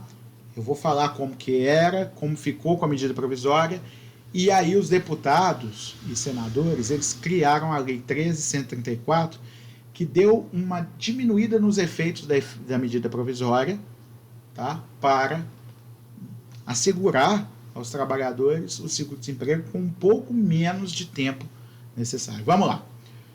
Antigamente, antes de 2015, você tinha direito a 3 parcelas do seguro-desemprego se você tivesse trabalhado nos últimos 36 meses, se você tivesse trabalhado de 6 a 11 meses, tá? Ou seja, pega lá os últimos 36 meses, os últimos 3 anos. Você esteve trabalhando pelo menos 6 meses, até 11, você tem direito a 3 parcelas do seguro-desemprego quando você perde seu emprego. Você vai ter direito a 4 parcelas do seguro-desemprego se nos últimos 36 meses você trabalhou de 12 a 23 meses. Certo? Aí você vai receber 4 parcelas. Se nos últimos 36 meses você trabalhou 24 meses ou mais, você vai ter direito a 5 parcelas. Isso era antes da medida provisória 665. Ok? Aí a Dilma foi reeleita em 2014, tá? Aquela que ela disputou com o Aécio Neves. Ela foi reeleita e ela soltou essa medida provisória. Foram 2 medidas provisórias, 664 e 665. Uma mexia na pensão por morte, outra mexia no seguro-desemprego.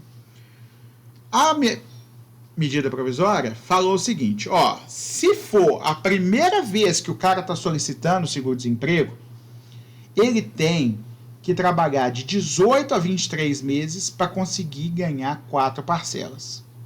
Se ele trabalhou menos de 18 meses, ele não recebe nada. E 24 meses ou mais para receber 5 parcelas. Ou seja, endureceu bem. É a primeira vez que você está pedindo seguro-desemprego, irmão? Se você não tiver trabalhado 18 meses, você não recebe nada. Tá? Antes, se você trabalhasse 6 meses, você já recebia 3 parcelas. Se você trabalhasse 12 meses, você recebia 4. Aqui não. Não tem 3 e você tem que trabalhar 18 meses para receber 4. Então, endureceu muito. Na segunda solicitação, se você trabalhou mais do que 12 meses, 12 a 23, você recebia 4. Ou seja, dava uma melhorada, uma amansada nos critérios, diminuía a dificuldade, né? Em vez de trabalhar 18, você precisava trabalhar apenas 12, ok? E se você trabalhasse mais do que 24, você ia continuar recebendo as 5 parcelas. Somente na terceira solicitação, ou seja, você ficou desempregado pela terceira vez, você já recebeu o seguro-desemprego 2 vezes lá atrás, é a terceira vez que você está pedindo seguro-desemprego cá na frente. Aí sim, dessa terceira solicitação em diante, se você trabalhou nos últimos 36 meses, 6 a 11 meses, você ganha 3 parcelas, 12 a 23 você ganha 4 parcelas, 24 meses ou mais você ganha 5 parcelas. Aí veio os deputados, que tinham que votar essa medida provisória para transformar em lei, senão ela ia perder a validade. Eles votaram tirando essa exigência de 18 meses na primeira solicitação, mas mesmo assim eliminando a possibilidade de você trabalhando só 6 a 11 meses você conseguir 3 parcelas, você só podia conseguir 4 ou 5 nesse quadro aqui da parte inferior, primeiro quadro da parte inferior. Na segunda solicitação, você já conseguia 3 parcelas, embora precisasse trabalhar 9 meses e não 6, como era antes, tá? E o resto continuava igual. E na terceira solicitação, aí sim, se trabalhasse 6 meses até 11, você conseguia 3 parcelas e o resto continuava tudo igual. Entenderam a diferença entre o regime de antes e os regimes posteriores? Isso fez com que ficasse mais difícil conseguir seguro-desemprego depois da nova lei. Tá ok? O período de carência que você tem que trabalhar para ter direito aumentou. Quem tem direito ao seguro-desemprego? Quem é despedido sem justa causa tem direito se tiver cumprido a carência devida. Aí o número de parcelas vai ser dependendo do tanto que ele trabalhou, tanto de carência que ele recebeu. Quem é mandado embora por justa causa não recebe. Quem é mandado embora por rescisão indireta recebe se tiver cumprido o período de carência, tiver trabalhado o período suficiente. Demissionários ou de extrato não recebe. Culpa recíproca não recebe. Força maior ou extinção ou falência da empresa vai receber sim, se tiver cumprido o período de carência. E se algum trabalhador for encontrado submetido à condição de trabalho escravo ou situação análoga ao trabalho escravo, ele recebe 3 meses de seguro-desemprego para ser resgatado daquela situação. Ele é resgatado, a empresa vai ser autuada, multada, processada, fechada, etc.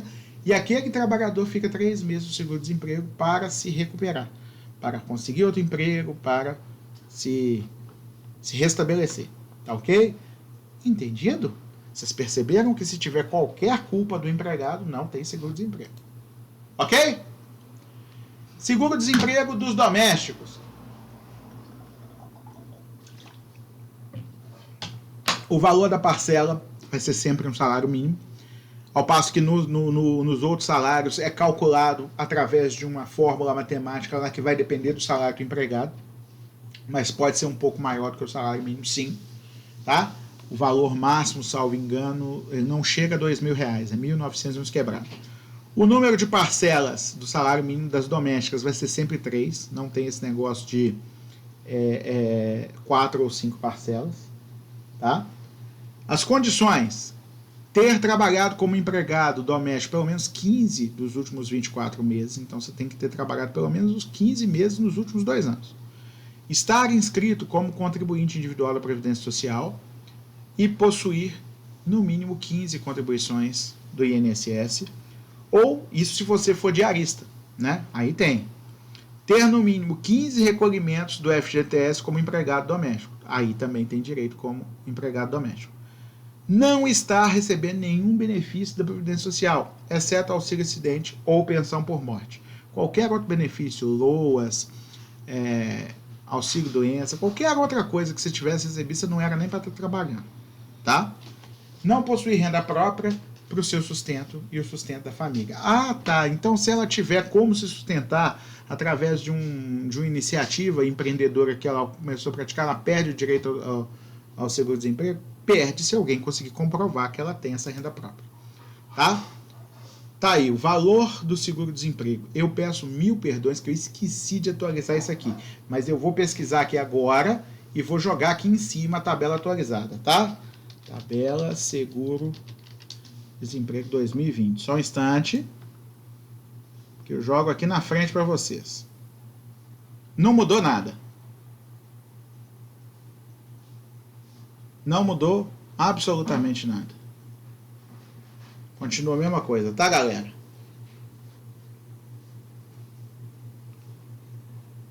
Continua a mesma coisa. Então, tá valendo essa daqui, ok? Foi até por isso que eu esqueci de atualizar, porque ela não muda todo ano, e como não muda todo ano, não é todo ano que eu preciso atualizar. Faixa de salário médio. Quem ganha até 1.480,25, o seu salário vai ser multiplicado por 0,8, tá? Ou seja, ele vai receber 80% disso. Vou pegar meu celular aqui e vou fazer a conta para vocês, já te falo quanto que seria, tá? 1.480,25 vezes 0,8, tá? Daria R$ 1.184,20. Então, se você ganhar 1.480,25, seu seguro-desemprego, o valor vai ser 1.184,20. E se eu ganhar menos? Se eu ganhar salário mínimo, vamos lá, R$ 1.045, tá? Vezes 0,8. R$ 836, tá? Seria o valor. Porém, não pode ser inferior ao salário mínimo. Não sendo inferior ao salário mínimo, você vai receber o seu valor de salário mínimo, tá? Então, quem recebe acima do salário mínimo vai receber salário mínimo ou o que está na parcela 1 aí. Quem recebe de 1.480,26 até 2.467,33 vai... o que exceder 1.450,23 vai multiplicar por 50% e vai somar a 1.160,18, tá? Então, vamos lá. Vamos fazer essa conta aqui. Vamos lá. Vamos supor que a pessoa ganha R$2.000, tá? R$2.000 redondo, tá? Então você pega R$2.000 menos 1.450, tá? Ponto 23. Na verdade, esse não é isso não. Esse 1.450,23 não, tá errado. Eu vou jogar a tabela nova aqui na frente agora, tá? É porque alterou o valor. Vou jogar aqui agora e aí vocês aproveitam e já colam lá no slide de vocês, tá bom?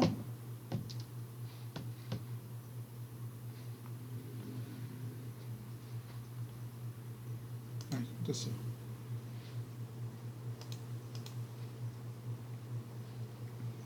Só um instantinho, tá?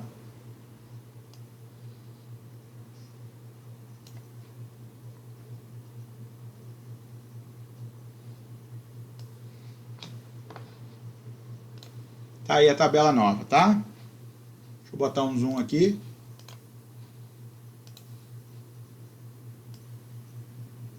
Tá aí. Então, o que exceder a 1.480,25 multiplica-se por metade. Vamos lá. Vamos supor que eu ganhe R$2.000, tá? Menos 1.480,25, que é o que passou disso. 519,75. Multiplica pela metade, vezes 0,5. 259,87. E soma a 1.184,20. Mais 1.184,2. Deu 1.444,75. Ou seja, Bom, 0,07. 1.444,07. Tá aqui, ó. Ó o valor aqui. Vê se dá para vocês verem. Conseguiram ver? Bom, significa que, no caso de eu ganhar R$2.000, eu vou ganhar uma parcela de 1.444. Ou seja, não é o valor do meu salário. Tá? Calcula do jeito que está aí. Se eu ganhar acima de 2.467, o valor da minha parcela vai ser 1.677 invariavelmente. Não vai aumentar do que isso. Tá? Eu posso ganhar R$5.000. Se eu for mandado embora, o valor da minha parcela de seguro-desemprego vai ser 1.677. Ok? Eu vou mandar o Edilson, Adenilton e galera aí que é líder da turma. Eu vou abrir aqui o WhatsApp e vou mandar lá no grupo essa tabelinha atualizada para vocês. Tá bom?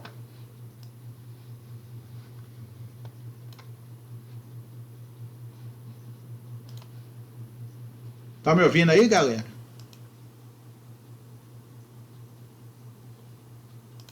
Quando vocês fazem esse silêncio demorado, eu fico numa sensação de que eu não estou sendo ouvido. Então tá, Edilson, eu vou encaminhar lá no grupo, tá? Do WhatsApp. Tá? E você encaminha pra galera a tabelinha do seguro-desemprego já atualizada para 2020. Tá bom? Continuando aqui então na nossa aula.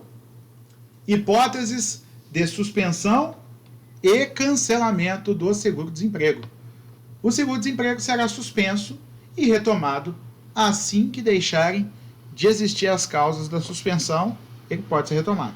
Então, aqui não é pena, é apenas uma pausa no seguro-desemprego. Se o empregado for admitido em novo emprego, por quê? Ó, eu fui mandado embora, dei entrada no seguro-desemprego, estou recebendo seguro-desemprego. Arrumei um novo emprego, comuniquei o INSS, olha, não precisa me pagar mais não, porque eu arrumei um novo emprego. Aí o INSS fala assim, beleza, então nós vamos fazer o seguinte, tá pausado aqui. Se você não for efetivado nesse emprego aí, ou seja, se for mandado embora de novo, você vai continuar recebendo o que você já estava recebendo, tá bom? Fica combinado assim, tá? Então, o empregado foi admitido. Assim, a gente não sabe se ele vai ficar lá para sempre. Pode ser que ele seja mandado embora e tenha direito a continuar recebendo.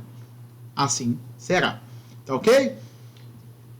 O empregado começar a receber benefício de prestação continuada do INSS, exceto auxílio acidente, auxílio suplementar, abono de permanência ou pensão por morte. Fora esses benefícios, qualquer outro benefício que começar a receber, ele não vai ter mais direito ao seguro-desemprego. Por exemplo, ele aposentou por invalidez. Se ele aposentou por invalidez, ele tem direito à aposentadoria, mas não vai ter direito mais a seguro-desemprego. Tá bom?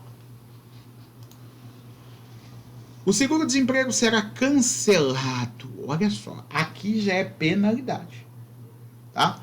Pela recusa, pelo trabalhador desempregado, de outro emprego condizente com sua qualificação ou com sua remuneração anterior. Imagine você, que o cara está recebendo seguro-desemprego, tem a chance de ser recontratado, ou melhor, contratado por outra empresa, e não aceita. Não quero não, estou no seguro-desemprego, vou continuar recebendo sem trabalhar. Vai ser cancelado seu seguro-desemprego se isso puder ser provado. Tá? Por comprovação de falsidade na prestação de informações. Todo mundo está me vendo normal? Professor, saiu o slide. Eu já vou colocar de volta, tá?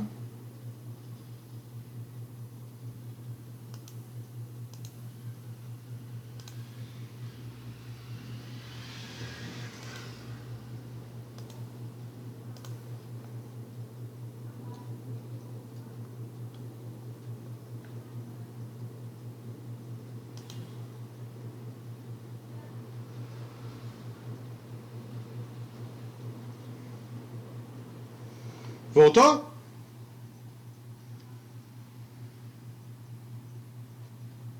Beleza. Comprovação de falsidade na prestação de informações necessárias à habilitação. Você mentiu para conseguir o seguro-desemprego. Conseguiu comprovar sua falsidade?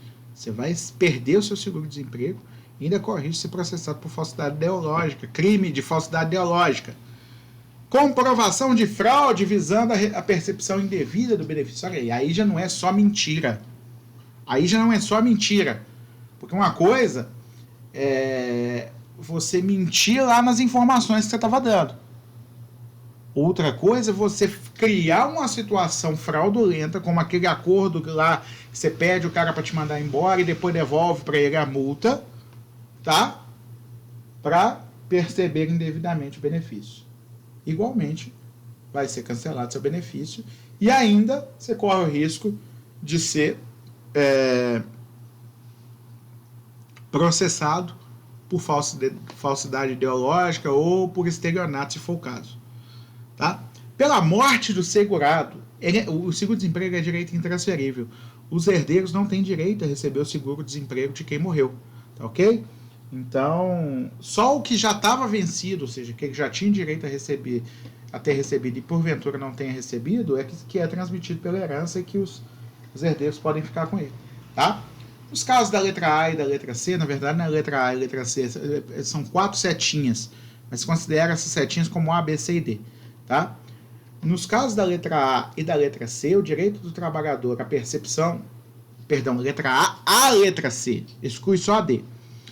O direito do trabalhador à percepção do seguro-desemprego será suspenso por 2 anos, ou seja, se ficar comprovado que ele recusou do trabalho, prestou informações falsas ou cometeu fraude, ele vai ficar 2 anos sem ter direito a seguro-desemprego, ou, se for reincidente, se ele já tiver feito isso outra vez, vai ficar 4 anos sem ter direito a receber seguro-desemprego.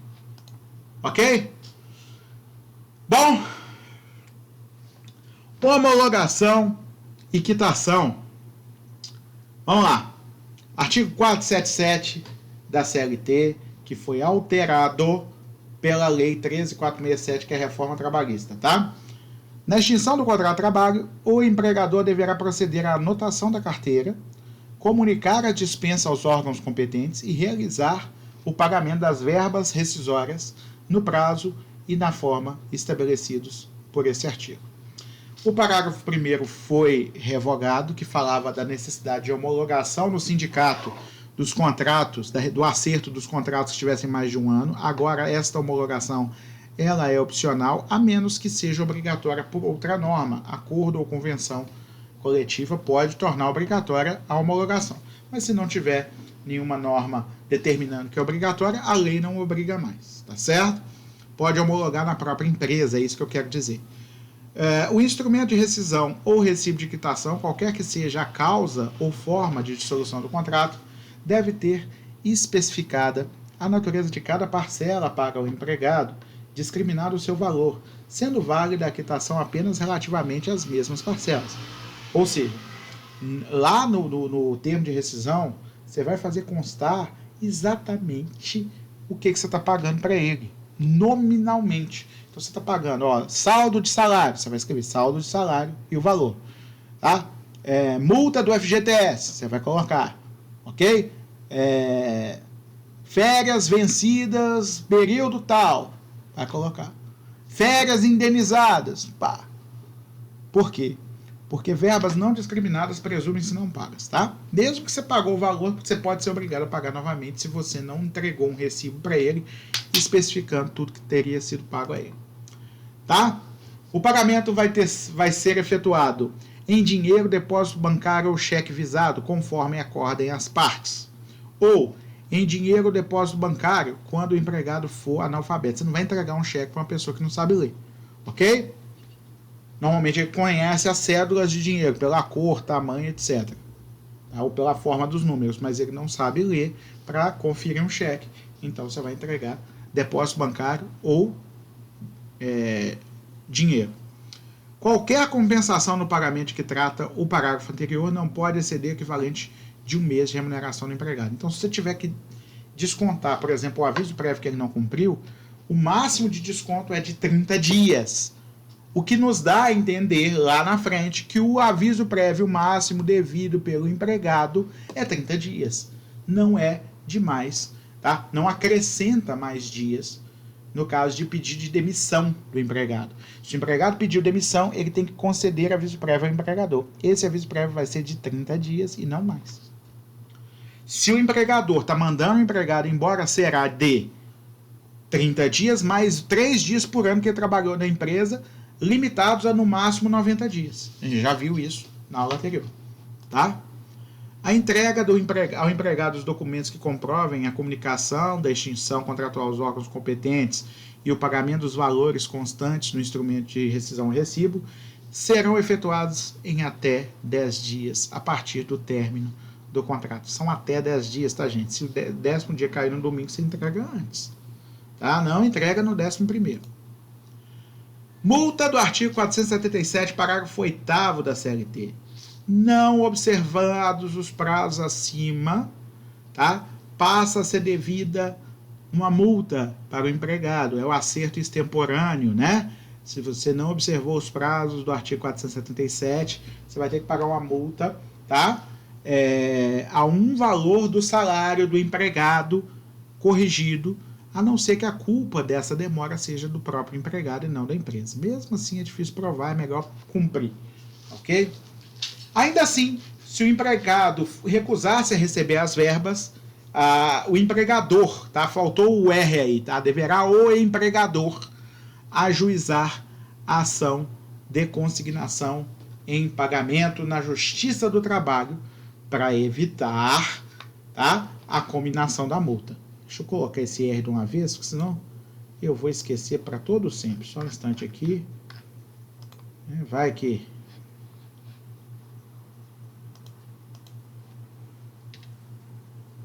Aí, já até apareceu o R aí para vocês. Tá? O empregador. Salvar, porque senão não adianta nada depois. Já que eu tô com a tabela nova, deixa eu atualizar aqui também, né?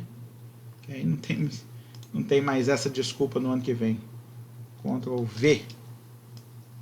Aí a tabela nova.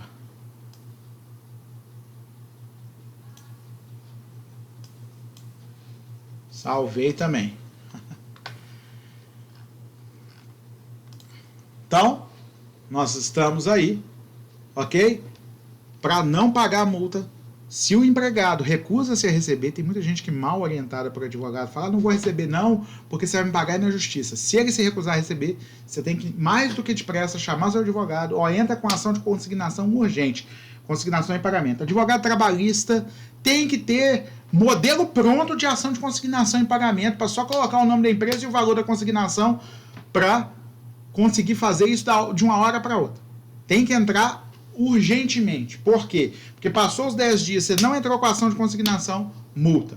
Tá bom? A discussão judicial sobre verbas controversas não impede a cominação da multa. Olha só.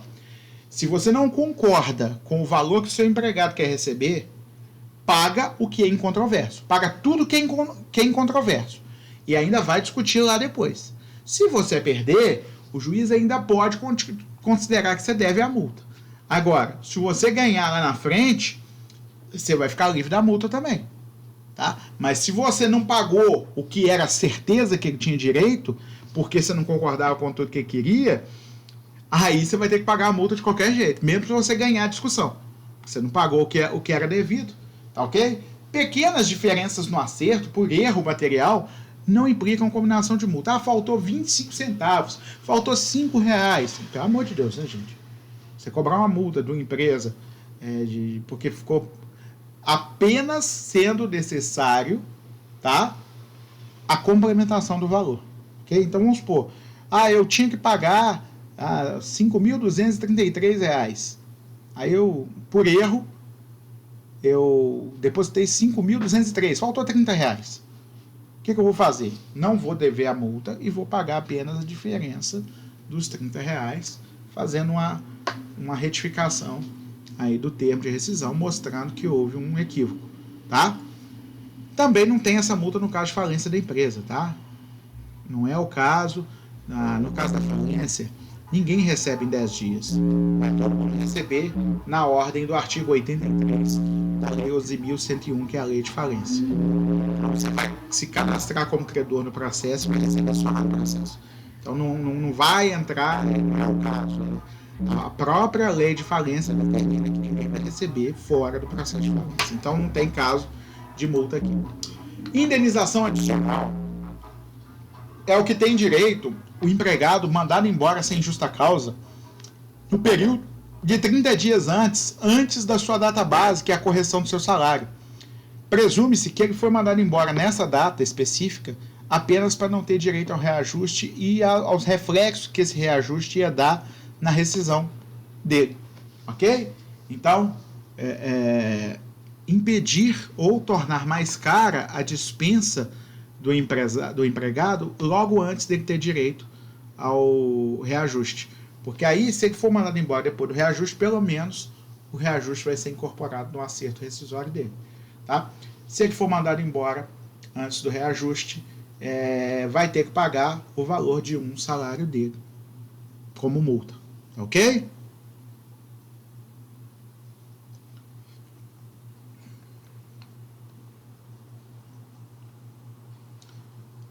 Bom, gente,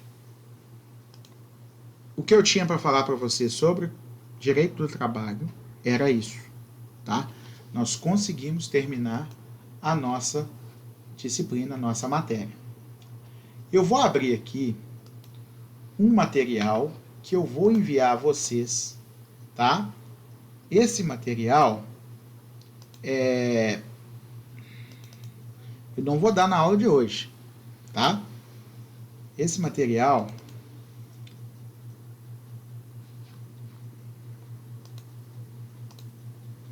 prestem atenção vocês aí, tá?